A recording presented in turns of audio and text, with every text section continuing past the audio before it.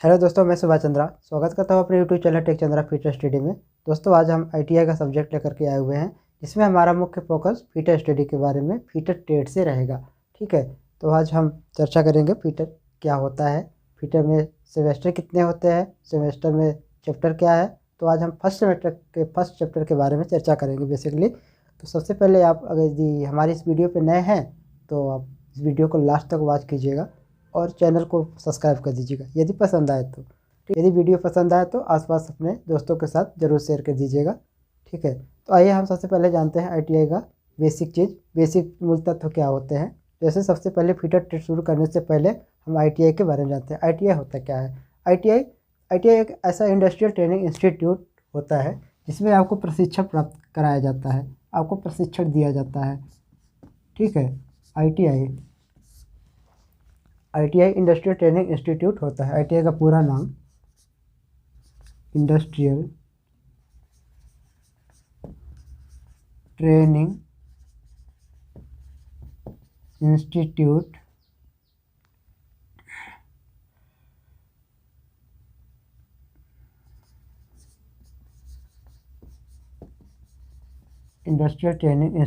होता है। ठीक है, नए बच्चे ध्यान देंगे विशेष तौर से उनके लिए जो अभी नए हैं, प्रारंभिक क्लास में गए हुए हैं, अभी फर्स्ट सेमेस्टर में गए हुए हैं, तो अभी पहला एडमिशन लिए हैं, उनके लिए याद करने योग्य बातें हैं। कुछ टॉपिक के मूल तत्व, जैसे आप इन सब चीज़ों को याद रखेंगे। आईटीआई क्या होता है, फुल फॉर्म क्या होता है, फीटर क्या होता है, इसका फुल फॉर्म क्या होता है। ठीक है, आगे हम इसके बारे में डिस्कस बेसिक से करेंगे, तो आप इस वीडियो को लास्ट तक वॉच करते रहिए, देखते रहिए, बने रहिए हमारे साथ। ठीक है, आइए सबसे पहले शुरू करते हैं हम फीटर। हम आज फीटर ट्रेड को लेकर आए हुए हैं, तो बात करेंगे फीटर ट्रेड के ही बारे में। फीटर दोस्तों, फीटर 2 साल का एक कोर्स होता है जिसमें इंडस्ट्रियल ट्रेनिंग इंस्टीट्यूट के माध्यम से आपको 2 वर्ष तक का प्रशिक्षण कराया जाता है।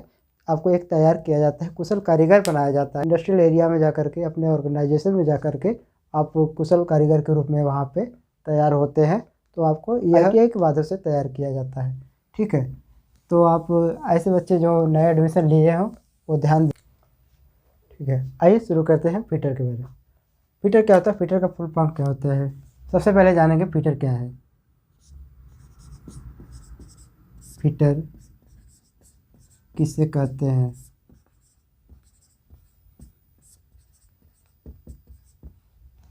क्या आपको पता है? हाँ जरूर, बेसिक आपको पता होगा, लेकिन जो नए बच्चे हैं उनको वो ध्यान देंगे, उनके लिए नया चीज़ है। फीटर किसे कहते हैं, क्वेश्चन मार्क ये आता है।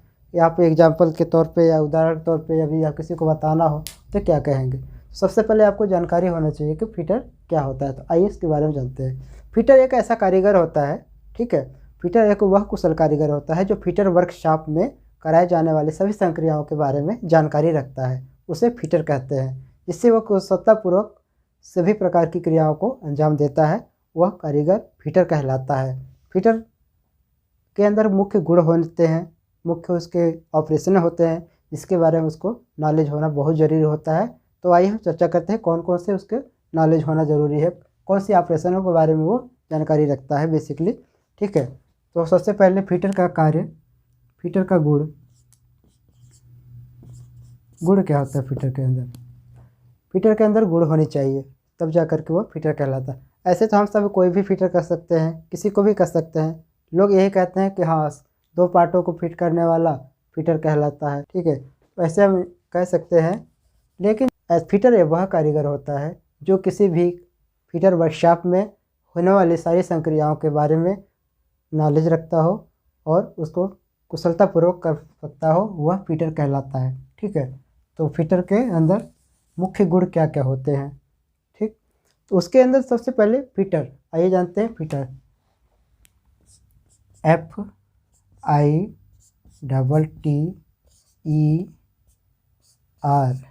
ठीक, फीटर के अंदर सबसे पहले उसको शारीरिक रूप से मजबूत होना बहुत ज़रूरी होता है। अर्थात हम बात करते हैं फिटनेस की, बात करने वाले हैं फिटनेस की। ठीक है, FITNESS, फिटनेस यानी कि एक कुशल कारीगर के अंदर जो भी संक्रियाएं करने की, ऑपरेशन करने की, जो भी उसके पास गुण, जो भी नॉलेज होता है, नॉलेज होने के साथ साथ अलावा उसके भी और भी गुण होनी चाहिए। ठीक है, जैसे फिटनेस होनी चाहिए। फिटनेस यानी कि शारीरिक रूप से मजबूत होना चाहिए, ताकि वो किसी भी टूल, किसी भी औजार को आसानी से ऑपरेट कर सके। इसके लिए उसकी फिटनेस का होना बहुत ज़रूरी है। ठीक है, तो हम सबसे पहले यही जानते हैं कि एफ से हमारा होता है फिटनेस। ठीक है, आई से होता है इंटेलिजेंट। ठीक है, अब शारीरिक रूप से तैयार होने के बावजूद हमारा इंटेलिजेंट होना भी बहुत ही आवश्यक होता है। तो हमें बुद्धिमान, और जिसे हम इंटेलिजेंट बोलते हैं, इंटेलिजेंट। ठीक है, इंटेलिजेंट होना भी बहुत ही आवश्यक होता है। यानी कि हम फीटर के बारे में यही देख रहे हैं कि हमारा क्या क्या निकल के आ रहा है। शारीरिक से पूरी तरह से जो भी हमारे अंदर गुण होने चाहिए, ये सब चीज़ें होनी चाहिए। पहला फिटनेस होना चाहिए, दूसरा इंटेलिजेंट यानी कि शारीरिक रूप से तैयार होने के साथ साथ दिमाग से भी तैयार होना हमें बहुत ज़रूरी होता है। ठीक है, उसके बाद हमारा अब कुछ टारगेट भी तो होना चाहिए। ठीक है, टारगेट क्या होना चाहिए? टारगेट होने के साथ साथ हम टैलेंट भी होना बहुत ज़रूरी है। किसी भी कार्य को हम आसानी से टैलेंटेड पूर्वक कर सकें, तो सबसे पहले हम टारगेट से पहले हमारा टैलेंट आता है। टैलेंटेड होना चाहिए। ठीक है, टारगेट होना चाहिए हमारा एक, कि हम कौन से कार्य को क्या अंजाम दे रहे हैं, कितने समय में दे रहे हैं, क्या करना है। कहीं ऐसा ना हो कि हम एक फिटर कहला रहे हैं, किसी वर्कशॉप में कार्य कर रहे हैं, किसी 1 घंटे के काम को हम 10 घंटे में कर रहे हैं, तो हमारे अंदर क्या रह गई? ठीक है, हमारे अंदर कोई टारगेट ही नहीं रह गया।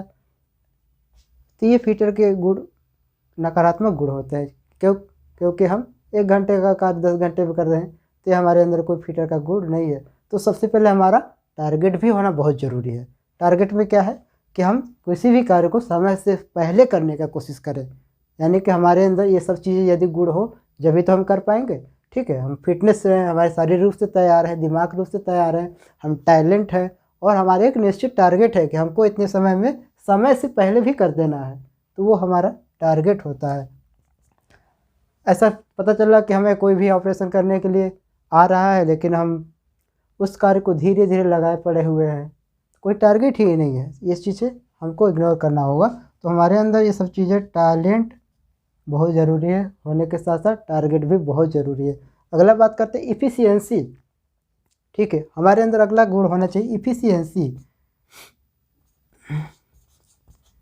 इफ़िशियंसी इफ़िशियंसी होना चाहिए। ठीक, उसके बाद हम रेगुलरिटी भी होना चाहिए। रेगुलरिटी,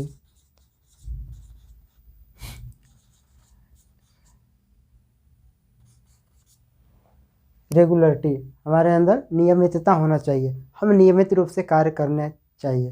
यानी कि फिटर जो होता है, उसके अंदर ये जो मूल गुण होने चाहिए, इससे जा कर के वह फिटर कहलाता है। ऐसे फिटर नहीं कहलाता है। फिटर के अंदर क्या क्या गुण होने चाहिए? नए बच्चे विशेष तौर से ध्यान देंगे जो अभी नए एडमिशन लिए हुए हैं। तो सबसे पहले हम फिटर को किस गुण के द्वारा पहचानते हैं, किस गुण के द्वारा फिटर बोलते हैं उसको, किसी भी व्यक्ति को, किसी भी कारीगर को। क्यों? उसके अंदर ये सब गुण अनिवार्य होता है। पहला फिटनेस होता है, शारीरिक रूप से मजबूत होना चाहिए। ठीक है, और दूसरा हो गया इंटेलिजेंट, दिमागी रूप से मजबूत होना चाहिए। ठीक है, तीसरा टैलेंटेड होना चाहिए, बुद्धिमान होना चाहिए, और चौथा टारगेट, एक निश्चित टारगेट होना चाहिए कि हमें इतने समय में इतने कार्य को सफलतापूर्वक सुचारू रूप से बना देना है या कर देना है। तो इसका एक टारगेट होना बहुत ज़रूरी है। उसके बाद हमारी इफ़िशियंसी, अब हम कार्य को कैसे कर सकते हैं, कैसे करना है, हमारे अंदर क्या कुशलता है। ठीक है, वो इफ़िशियंसी हमारे अंदर भी होना बहुत ज़रूरी है। अगला आता है रेगुलरिटी, नियमितता। ठीक, हम नियमित रूप से कार्य को करते करेंगे। इस तरह से फिटर के अंदर ये सब चीज़ें गुणें समाहित होती हैं। आप चाहें तो इसका स्क्रीनशॉट ले सकते हैं। ऐसे नए बच्चे जो अभी फिटर के बारे में स्टडी करना स्टार्ट किए हुए हैं, नए एडमिशन लिए हैं, तो स्क्रीनशॉट ले सकते हैं।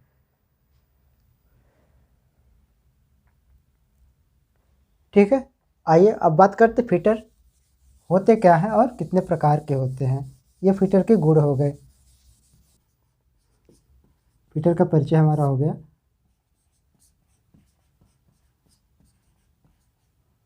फिटर का परिचय एवं सुरक्षा सावधानियाँ।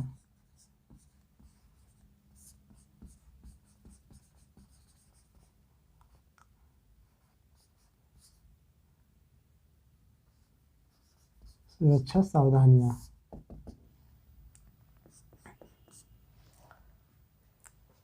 दोस्तों आज हमारा फीटर सेमेस्टर का पहला जो चैप्टर है, चैप्टर 1 है ये।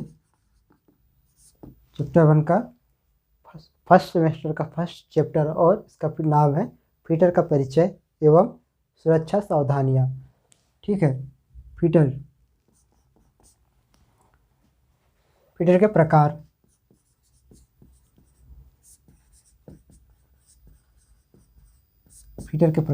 फीटर कितने प्रकार के होते हैं अभी इससे पहले हम डिस्कस कर चुके हैं कि फीडर किसे कहते हैं।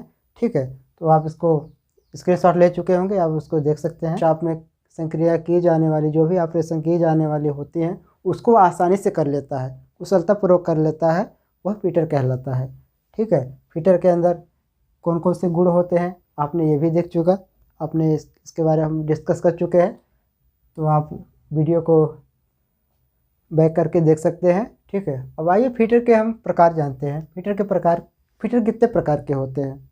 ठीक है, अभी आपने चर्चा कर लिया कि फीटर किसे कहते हैं, और आइए फीटर के प्रकार के बारे में जानते हैं। तो पहला जो हमारा फीटर होता है बेंच फीटर। पहला फीटर हमारा बेंच फीटर के बारे में। दूसरा डाई फीटर। ठीक है, इस तरह से कई फीटर होते हैं। ठीक है, आइए एक एक करके हम जानते हैं, थोड़ा थोड़ा इनके बारे में इंट्रोडक्शन करते हैं क्या होते हैं। बेंच फीटर, डाई फीटर, ठीक है, उसके बाद फैब्रिकेटर फीटर, पाइप फीटर सब होते हैं। पाइप फीटर, फैब्रिकेटर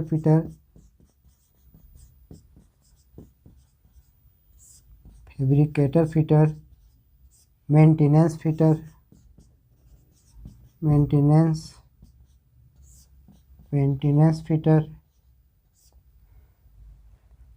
और स्टीम फीटर,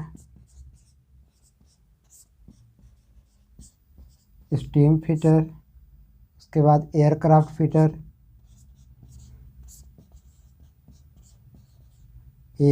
फीटर, दोस्तों ये सब फीटर के प्रकार हैं। आगे भी बहुत से फीटर होते हैं, लेकिन हम बेसिकली बेंच फीटर के बारे में चर्चा करेंगे।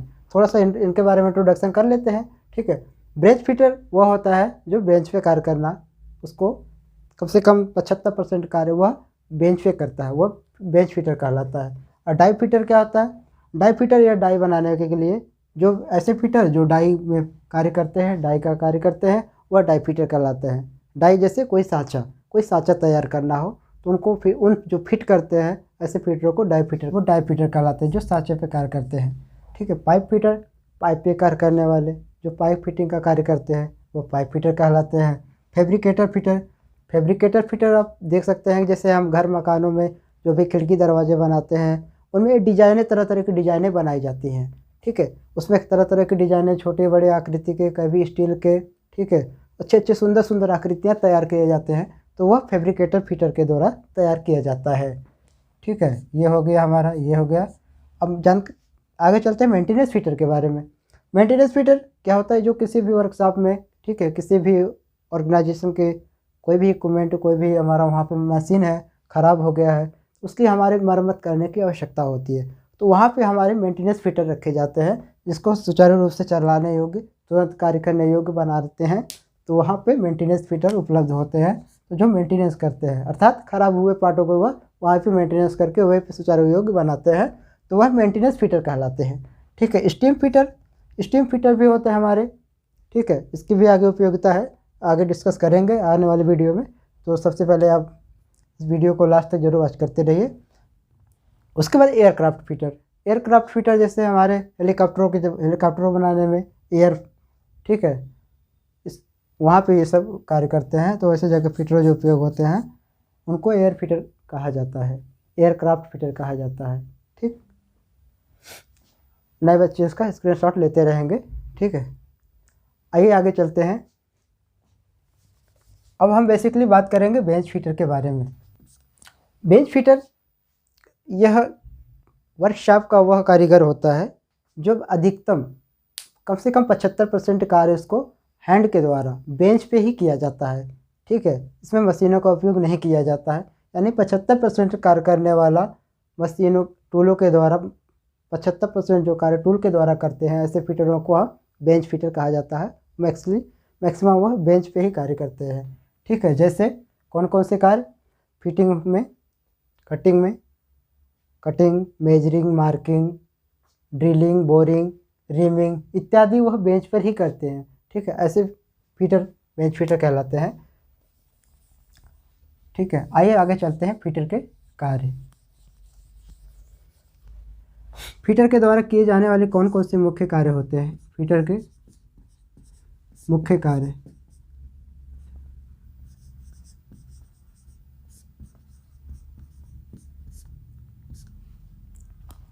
फिटर वर्कशॉप में मैक्सिमम कौन कौन से कार्य करते हैं इसके बारे में जानते हैं। फिटर के अंदर कौन कौन सी संक्रियाएं करने का गुण होना चाहिए, कार्य एवं गुण। यहाँ पे फिटर के मुख्य कार्य एवं गुण, मुख्य कार्य एवं गुण के बारे में जानेंगे। फिटर का मुख्य गुण और कार्य। गुण तो आप सभी जान ही लिए, इससे पहले क्या हो गया, हम अभी वीडियो में पीछे 1 मिनट पहले हम बता चुके हैं कि फिटर के कौन कौन से अंदर गुण होनी बहुत ही आवश्यक है। वीडियो को पीछे स्किप कर देख सकते हैं। फिटर के मुख्य गुण हो गया। अब कार्य इसमें क्या कर, संक्रियाएं क्या है, जैसे हमारा मेजरिंग।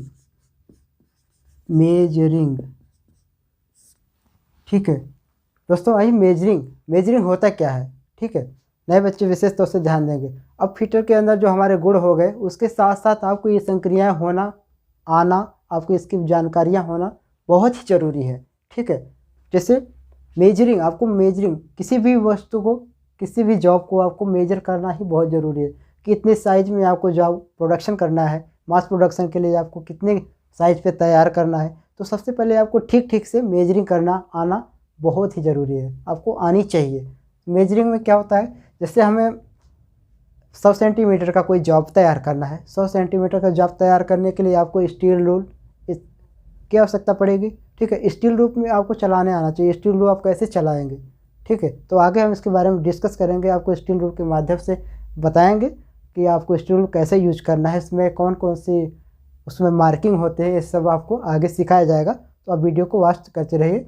तो आपको मेजरिंग करने बहुत ही आना ज़रूरी हो गया है। ठीक है, फिटर वर्कशॉप में आपको सबसे पहले आपको मेजरिंग के ऊपर फोकस करना है कि मेजरिंग कैसे करना है, मेजरिंग क्या होता है। तो हम अभी फिटर के संक्रियाओं के बारे में जानते हैं। फिटर कौन कौन से कार्य करता है, तो मेजरिंग करता है। ठीक है, मेजरिंग करने के बाद आपको मार्किंग करना बहुत ज़रूरी होता है। कोई भी जॉब को आप मार्क करेंगे, चिन्हित कैसे करेंगे, उसको चिन्ह कैसे लगाएंगे। सपोज कीजिए आपने 100 सेंटीमीटर स्केल से कोई माप लिया। ठीक है, इतने बड़े आपके 100 सेंटीमीटर हो गई। सपोज दैट 100 mm का ये कोई आपने टुकड़ा माप लिया। अब इसकी मार्किंग कैसे करेंगे, यदि यह इतनी बड़ी टुकड़ा है, यहाँ से यहाँ आपकी 100 मीटर हो गई, 100 सेंटीमीटर हो गई। ठीक है, यहाँ से यहाँ आपकी 100 सेंटीमीटर हो गया। आपने यहाँ तो मेजर कर लिया स्टील रूल की सहायता से, लेकिन अब इसकी मार्किंग कैसे करेंगे, आपको ये अभी आना बहुत ही ज़रूरी होता है। तो दूसरा इसका मुख्य कार्य होता है मार्किंग। इसके बारे में आगे वाले चैप्टरों में अध्ययन करेंगे। मेजरिंग कर लिया आपने, मार्किंग कर लिया, अब कटिंग भी करना ज़रूरी है, क्योंकि हमारा 100 से 50 सेंटीमीटर का कोई टुकड़ा लिए हैं, कोई जॉब लिए पड़े हैं, तो उसको हम 100 सेंटीमीटर माप लिए। अब उसको हमें कटिंग करना तो बहुत ज़रूरी है। कटिंग करेंगे तभी तो हमारा प्रोडक्ट तैयार होगा, तो हमें कटिंग करना बहुत ज़रूरी हो गया। आगे हम कटिंग करेंगे। तीसरा हमारा हो गया कटिंग। ये हो गया पहला, ये हो दूसरा, ये तीसरा। अब कटिंग हो गया तीसरा हो गया हमारा कटिंग। चौथा फिर और कौन सी क्रिया होना चाहिए। अब किसी जॉब पे सपोज कीजिए कि होल करना है आपको। ठीक है, आपको होल बनाने हैं, आर पार होल बनाने हैं, तो वहाँ पे आपको ड्रिलिंग ऑपरेशन करना बहुत ज़रूरी है। ड्रिलिंग, ये हो गया हमारी ड्रिलिंग क्रिया है। चौथा, यदि ड्रिल किए गए अब होल को, सपोज कीजिए आप ड्रिल बीट के द्वारा होल करते हैं, तो वहाँ से आपको फिनिशिंग होल प्राप्त नहीं होगा। फिनिशिंग होल प्राप्त करने के लिए आपको फिर वहाँ पे रीमिंग करने की आवश्यकता पड़ेगी, इसकी भी नॉलेज होना जरूरी है। ठीक है, तो ये संक्रिया हो गया। अगला हमारा रीमिंग। रीमिंग आगे इन क्रियाओं के बारे में एक एक करके डिस्कस करेंगे, आने वाले चैप्टरों में इसकी विस्तृत अध्ययन करेंगे। तो आप इसको वीडियो का हमारे वीडियो के साथ चैनल के साथ बने रहेंगे तो आपको इसके बारे में सभी चीज़ों के बारे में दिखाया जाएगा, बनाया जाएगा और बताया जाएगा। ठीक है, रीमिंग हो गया। और लास्ट में आपको फाइलिंग भी करना होगा। कोई सरफेस है, ठीक है, उसको आपको फाइल के माध्यम से उसके अंदर जो भी अवांछित पदार्थ है, अवांछित तत्व, अवांछित टुकड़े हैं या अवांछित एरिया है, उनको फाइल के माध्यम से हमको फिनिश करना होगा। तो हमें फाइलिंग भी करनी आनी चाहिए। ठीक है, फाइलिंग हो गया।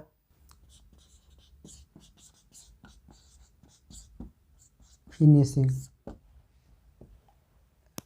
ये सब संक्रियाएं होना बहुत ही ज़रूरी है। ठीक है, measuring, marking, cutting, drilling, reaming, filing और फिनिशिंग। यदि कोई रॉड हो गया उसको हमें टेढ़ा करना हो, कितना करना है ये भी तो आनी चाहिए। तो अगला हमारा जो क्रिया है बेंडिंग भी हो जाएगा हमारा। कौन सा? बेंडिंग। अगला क्रिया बेंडिंग। आइए इसके बारे में थोड़ा थोड़ा चर्चा कर लेते हैं, विस्तृत अध्ययन हम आगे करेंगे कि होता क्या है। ठीक है, मेजरिंग, किसी भी जाप को हम कितना मापना है, किस साइज में मापना है, ठीक है, उस क्रिया को हम कहते हैं मेजरिंग।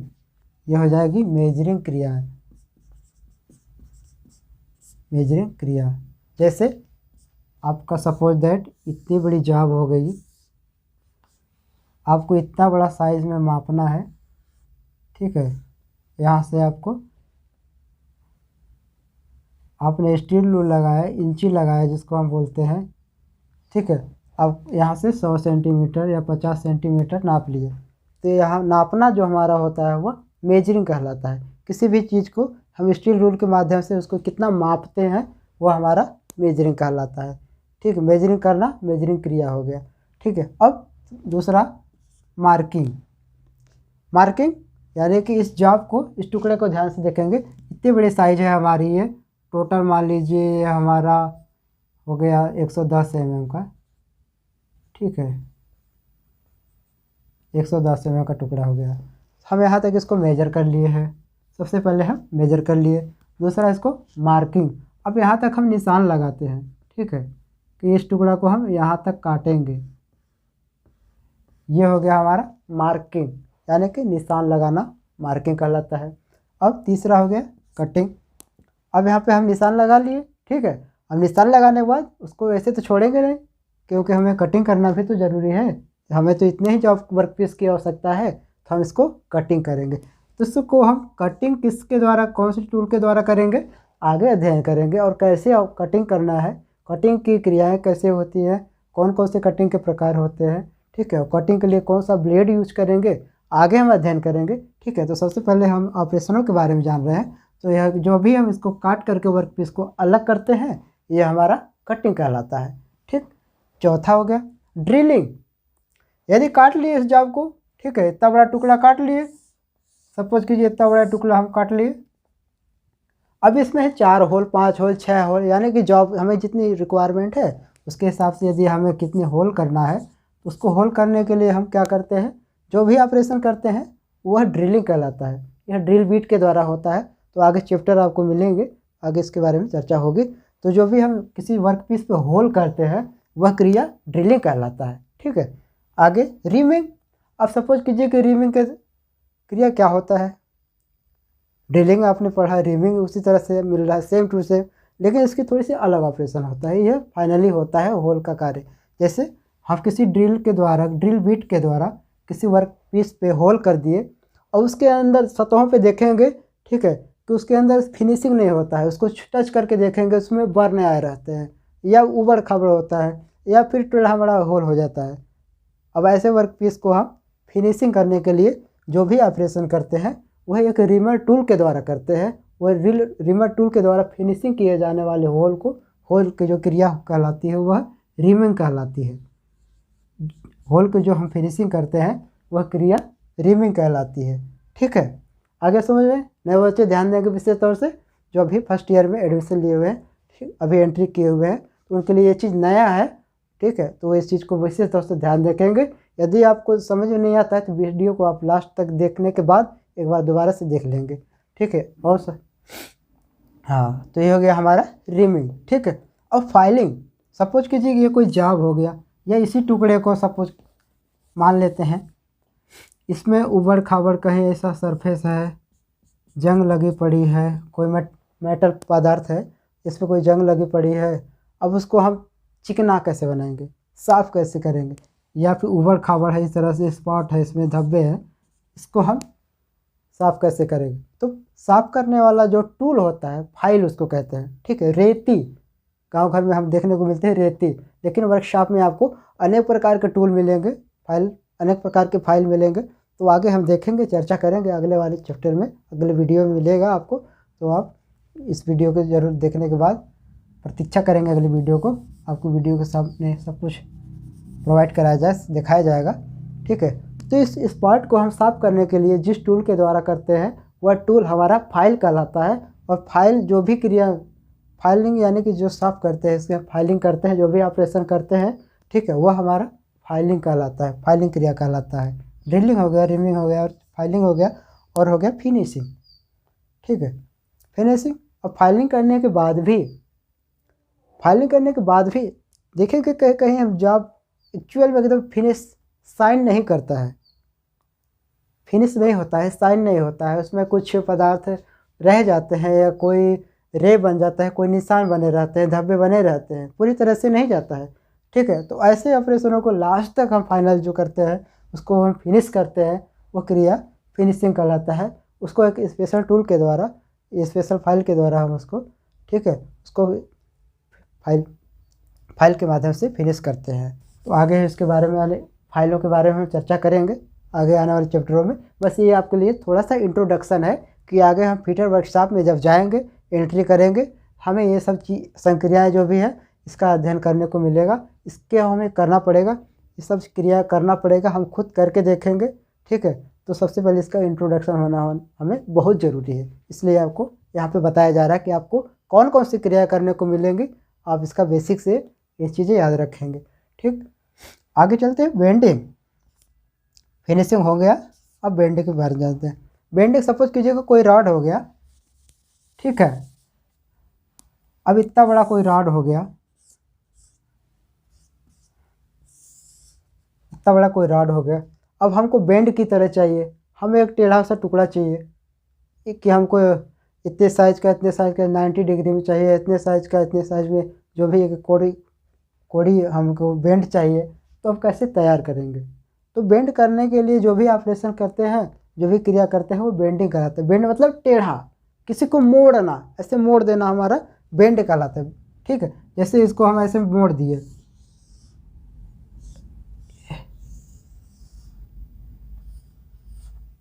ये, अब इसी को हम ऐसे मोड़ दिए यहाँ से, ठीक है, यहाँ से मोड़ दिए, यहाँ से मोड़ दिए, ये हमारा बेंड कहलाएगा, ये बेंडिंग क्रिया हो गया। तो आगे हम कैसे करना है बेंडिंग, ये सब चैप्टर में आपको देखने को मिलेगा। तो ये बस एक छोटा सा इंट्रोडक्शन था आपका। दोस्तों आइए चलते हैं अब हम सुरक्षा और सावधानियाँ के बारे में। सुरक्षा और सावधानियाँ, सुरक्षा एवं सावधानियाँ।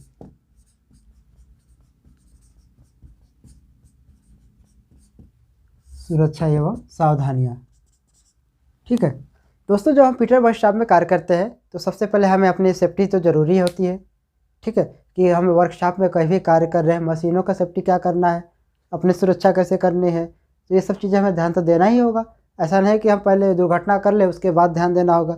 ठीक है, तो कोई हम कार्य करने जा रहे हैं तो हमें इंश्योर अपने आप को तो करना ही होगा कि कौन सी दुर्घटना होने से हम बच सकें। ठीक है, तो इसके बारे में हम चर्चा करेंगे। आइए चलते हैं पहले सुरक्षा।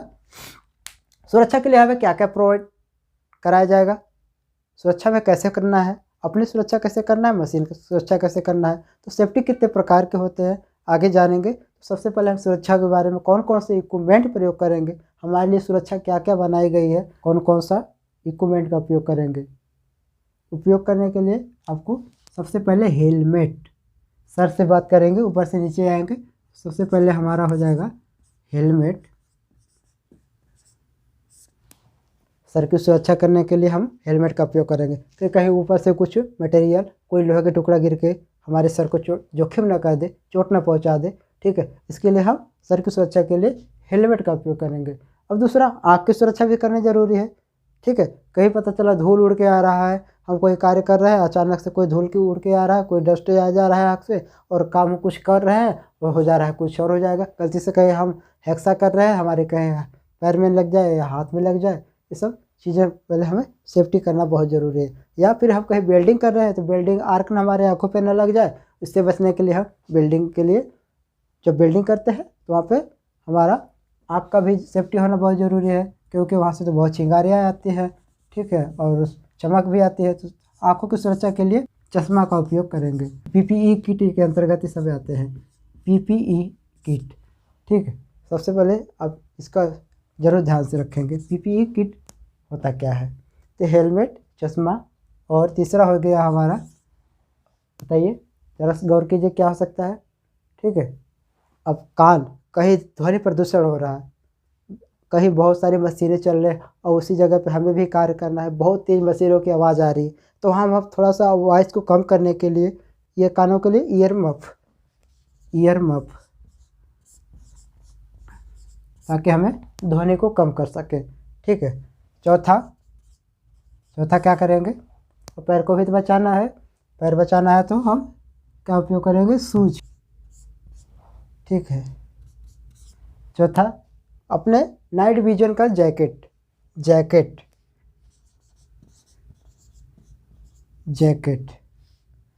नाइट विजन के लिए, यदि हम रात्रि में काम कर रहे हैं तो जैकेट का होना बहुत ज़रूरी है। वो रिफ्लेक्टिव जैकेट होता है, रात में चमकता है, ताकि कोई भी कार्य हम कर रहे हैं तो दूर से यदि कोई भी प्रकाश आ रहा है तो हमें कोई देख सके, आसानी से विजुअलिटी हो सके कि वहाँ पे कोई व्यक्ति कार्य कर रहा है, कोई कारीगर कार्य कर रहा है, तो इसलिए हम जैकेट का भी उपयोग करते हैं। तो ये हमारे कुछ मुख्य पीपीई किट बने हुए हैं, हेलमेट, चश्मा, ईयरफोन, जूता, हेलमेट, ये तो चीज़ होना बहुत ही ज़रूरी है। इतना होना हमारे पास अवेलेबिलिटी हमेशा हमारे आसपास होना बहुत ज़रूरी है। जब भी हम कार्य करें इसका उपयोग हमें हमेशा करना है। हेलमेट लगा लेना है, चश्मा लगा लेना है, ईयर मफ लगा लेना है, जूता लगा लेना है, जैकेट लगा लेना है। जहाँ जिसकी आवश्यकता ना हो वहाँ हम इसको निकाल भी सकते हैं। ठीक है, लेकिन हम ये सब पीपी सेफ्टी, हमारे जो भी हमारे पीपी इक्विपमेंट हैं, ये हमको प्रोवाइड कराई जाती है, इसका हमें सदुपयोग करना बहुत ही ज़रूरी है। ठीक है, अब पीपी क्या होता है, पर्सनल प्रोटेक्टिव इक्विपमेंट। ठीक है, पर्सनल प्रोटेक्टिव इक्विपमेंट, इसको आप याद रखेंगे,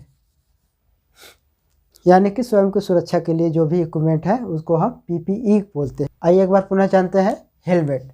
सर की सुरक्षा के लिए हम उपयोग क्या करेंगे, अपने सर को बचाने के लिए किसी भी अवांछित पदार्थ हमारे सर पे न गिर जाए, इससे बचाने के लिए हम क्या उपयोग करेंगे, अपने हेलमेट को पहन के रखना है। और दूसरा, चश्मा, आँखों की, यदि हम वेल्डिंग का कार्य कर रहे हैं या कहीं प्रकाश पड़ रहा है या कहीं से चमक आ रही है, तो उस चमक को अपने कार्य अनुसार विजुअलिटी बनाने के लिए हम चश्मे का उपयोग करेंगे। ठीक है, और यदि कहीं ध्वनि प्रदूषण हो रहा है, किसी मशीन से तेज़ आवाज़ आ रही है अचानक से, जो असहनीय हो, ठीक है, जो हमारे कार्य को बाधित कर रही हो, ठीक है, तो हम थोड़ा सा यहाँ पे ईयर मफ का भी उपयोग कर लेंगे उस टाइम। फिर जूता तो हमें पहनना ही पहनना है, चाहे किसी भी वर्क प्लेस पे हो, किसी भी फिटर वर्कशॉप में हो, जो भी कोई भी ऑपरेशन कर रहे हो, तो जूता हमारे लिए बहुत ही आवश्यकता है। कोई भी टुकड़ा हमारे पैरों में गिर जाए, पैरों को जोखिम न कर दे, उसके लिए स्पेशल सेफ्टी शूज बनाए जाते हैं। ठीक है, तो सेफ्टी शूज हमारा जूता, ये भी पहनना बहुत ही ज़रूरी है। फिर जैकेट हम नाइट विजुअलिटी के लिए, या कहीं अंधेरे में कार्य कर रहे हैं जहाँ प्रकाश ना हो, कहीं अचानक से प्रकाश पड़े तो हमें ऐसा लगे, अगला कोई सोच सके, कोई देख ले कि हाँ वहाँ पे कोई कारीगर कर रहा है, तो हमें कोई भी ऑपरेशन करने से पहले हमें जैकेट नाइट में पहनना बहुत ही ज़रूरी है। आगे हम बात करेंगे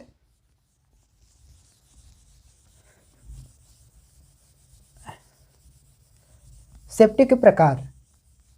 ठीक है, सेफ्टी के प्रकार, सुरक्षा के प्रकार।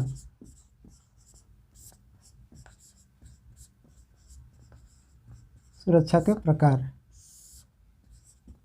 ये कितने प्रकार के होते हैं सुरक्षा। ठीक है, फ्यूचर में हम यही जानेंगे। अच्छा, सेफ्टी दो प्रकार की, कि तीन प्रकार के, नहीं, 2 प्रकार के। कंफ्यूज हो रहे हैं अभी। फिटर हमारा वर्कशॉप में जो भी फिटर का उपयोग कर रहे हैं, ठीक है, फिटर वर्कशॉप में जो भी क्रिया कर रहे हैं तो वहाँ पे सेफ्टी हमारा बहुत ज़रूरी होता है। और सेफ्टी 3 तरीके से होती है, ये सब चीज़ें आप याद रखेंगे। सेफ्टी 3 तरीके से यानी कि 3 प्रकार से, 3 प्रकार के होते हैं बताए गए हैं। पहला कौन कौन सा? सेल्फ सेफ्टी, ठीक, स्वयं की सुरक्षा, स्वयं की सुरक्षा, ठीक है, यानी कि इसको हम बोलते हैं इंग्लिश में सेल्फ सेफ्टी,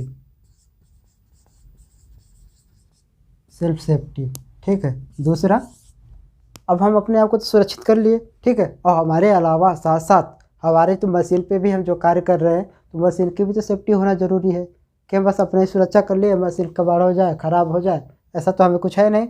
फिर हम कारीगर क्या हो गए, फिर कुशल कारीगर क्या हो गए, जब हम अपने सेफ्टी करने के अलावा मशीन की सेफ्टी नहीं कर पा रहे हैं, ठीक है।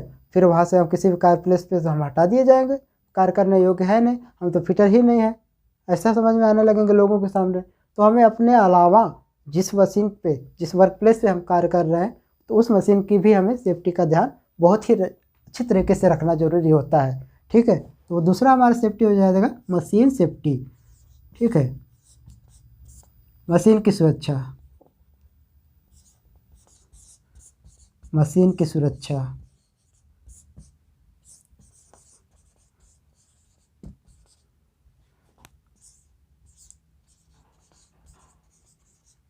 मशीन सेफ्टी, दूसरा हो जाएगा हमारा मशीन सेफ्टी। और तीसरा हमारा जनरल सेफ्टी, अपने अलावा, मशीनों के अलावा और भी हमारे आसपास में कोई भी इंस्ट्रूमेंट, कोई भी टूल, कोई भी प्लेस पे कोई भी इक्विपमेंट होता है तो उसकी सेफ्टी हमें ज़रूरी होता है। तो ये सब सेफ्टी जो आता है ये जनरल सेफ्टी के अंतर्गत आ जाता है, सामान्य सुरक्षा जिसको हिंदी में बोलते हैं, ठीक है।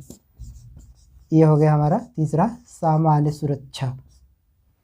तो यही चीज़ याद रखेंगे आप, जनरल सेफ्टी हो गया, ये हो गया जनरल सेफ्टी। 3 सेफ्टी को आप याद रखेंगे फीटर में, ठीक है। स्वयं की सुरक्षा, ठीक है, हम कार्य कर रहे हैं तो हमें कैसे करना है, अपने आपको हम जोखिम न कर ले, तो हमें भी सुरक्षित होना बहुत ज़रूरी है। इस प्रकार के जो हम सुरक्षित अपने आप को करते हैं, जो सुरक्षा प्रदान करते हैं, इसको हम कॉल करते हैं सेल्फ सुरक्षा। अपने अलावा मशीनों की जो सुरक्षा करते हैं वह हमारा मशीन सुरक्षा हो गया। इसके अलावा, मशीन के अलावा भी और भी इक्विपमेंट्स होते हैं, उनकी जो सुरक्षा आता है यह सामान्य सुरक्षा में आता है। 3 टाइप के सेफ्टी हो गए फीटर में, इसका आप याद रखेंगे, ठीक दोस्तों। ये तो हो गया सुरक्षा और सावधानियाँ। आगे हम वीडियो में जानेंगे, अगले वाली वीडियो में जानेंगे कि सुरक्षा होता क्या है, सुरक्षा के संकेत क्या होते हैं, दुर्घटना क्या होता है, और दुर्घटना से बचने के क्या क्या उपाय हैं, क्या क्या कारण है, और हमें सावधानियाँ क्या बरतनी है। इस वीडियो को हम अभी एंड करते हैं, अगले वीडियो में इस चीज़ को आप देखने को मिलेगा।